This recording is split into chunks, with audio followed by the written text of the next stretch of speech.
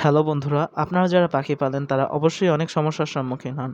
আমি আজকে যে সমস্যার কথাটা বলবো সেটা হচ্ছে পাখির পশম পড়ে যাওয়া অথবা পাখির পাখা ভেঙে যাওয়া। অনেক সময় দেখা যায় পাখির বয়স বেড়ে গেলে তার পশম পড়ে যায় অথবা মাঝখান থেকে ভেঙে যায়। একবার পাখির এই প্রবলেমটা হয়ে গেলে এটা কিভাবে সলিউশন করতে পারবেন তা নিয়ে এই ভিডিওতে বিস্তারিত আলোচনা করব।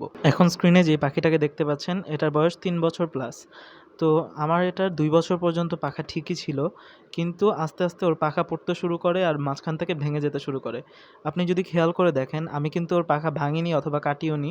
একা, একাই এই পাখাগুলা পড়ে যায়। আর এই প্রবলেমটা হলে সহজে পাখির পশম উঠতে চায় না, ফলে পাখি উঠতেও পারে না। আমার এই ভিডিওটা দেখে থাকলে আপনি অবশ্যই উপকৃত হবেন আর এই সমস্যাটাও আর থাকবে না।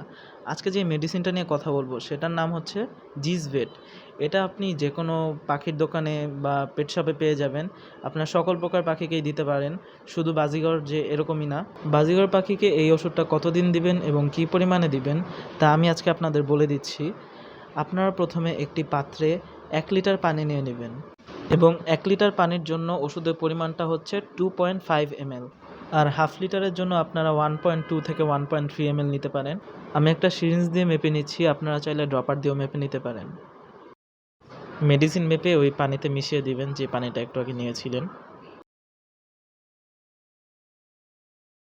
তারপর আপনারা আপনাদের পাখিকে যেভাবে পানি দিয়ে থাকেন দিয়ে দিবেন।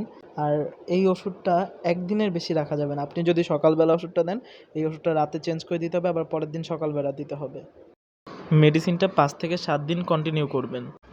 ওষুধটা শুধু পাখির লোম পড়ার সমস্যা বা পাখির পাখা ভেঙে যাওয়ার সমস্যার সমাধানই করে না। আপনার পাখির ডায়রিয়া হয়ে থাকলে, পা ফুলে গেলে অথবা চামড়ার যদি কোনো অসুখ হয়ে থাকে আপনার পাখির, এই ওষুধটা দিলে ইনশাআল্লাহ আপনার পাখি সুস্থ হয়ে যাবে। আমার কলোনি এবং কেজের পাখির জন্য আমি এভাবে পানি রেডি করে ফেলেছি। এখন সবাইকে পানি দিব। ওষুধটা আপনি আপনার সব পাখিদেরই দিতে পারেন। এটার কোনো সাইড এফেক্ট নেই। এই ওষুধটা খেলে কেউ অসুস্থ হবে না। ইনশাআল্লাহ সবাই সুস্থ থাকবে। আমি এই ভিডিওর ফার্স্টে যে পাখিটাকে দেখেছিলাম যার পাখায় সমস্যা, সেই পাখিটা কিভাবে সুস্থ হলো তার ভিডিও আমি পরবর্তীতে দিয়ে থাকবো।